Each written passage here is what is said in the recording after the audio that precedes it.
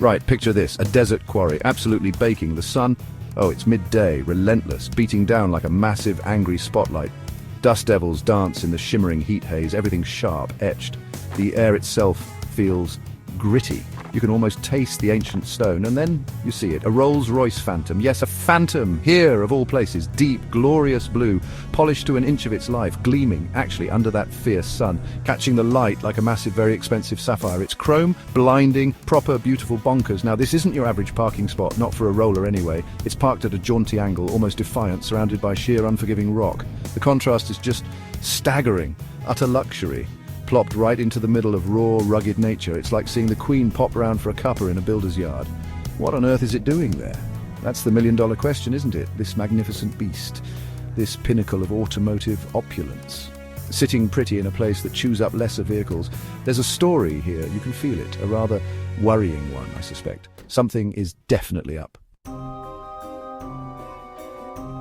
Looming behind the car, a proper cliff face. Steep, very steep. You wouldn't want to tumble down that. It's all layered sandstone.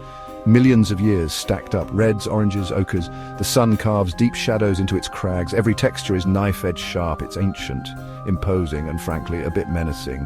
Perched right on top of this cliff, like some sort of prehistoric metal bird. A huge hydraulic excavator, massive thing, painted bright industrial yellow, all pistons and power. You can almost hear the hum of its potential. The sheer grunt it possesses. It's a serious bit of kit, designed for heavy lifting. And heavy it is lifting. The excavator's mechanical claw. Oh, this is where it gets interesting. And by interesting, I mean terrifying. The claw is extended, dramatically, gripping something enormous. Steel fingers clenched tight. You can almost sense the strain, the immense forces at play, holding on for dear life, or perhaps about to let go. And what's it holding? A boulder, not just any boulder, mind. This one's a monster. Jagged, rough, looks incredibly heavy, a massive chunk of the quarry, suspended mid-air, swinging ever so slightly, maybe, just hanging there, a silent, stony threat.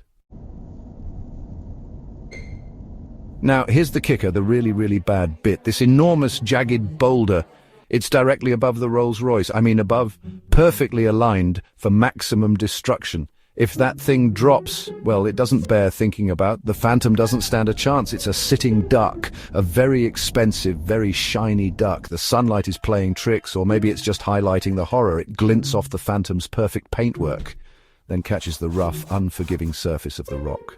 Luxury versus raw, brutal geology, smooth engineered perfection against chaotic natural power. The deep shadows underneath the car make it look rooted, vulnerable, while the boulder seems to float, impossibly. The whole scene is frozen. Like a photograph you can't look away from. The air is thick. You could cut it with a very nervous knife. No noise, just the sun and the silence. The awful, dreadful silence, waiting for something to give. The tension is palpable. It's making my teeth itch, and then you spot them.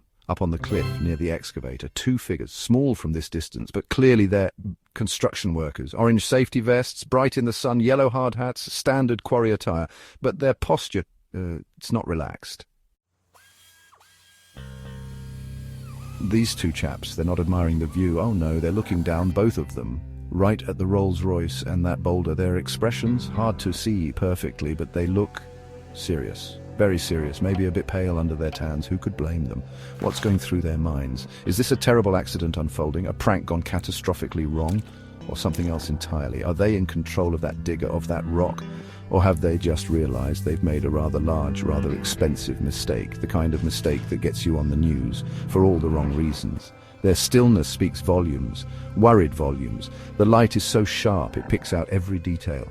The creases on their high-vis vests, the dust on their helmets, the deep, dark shadows stretching across the quarry floor, making that boulder look even more menacing.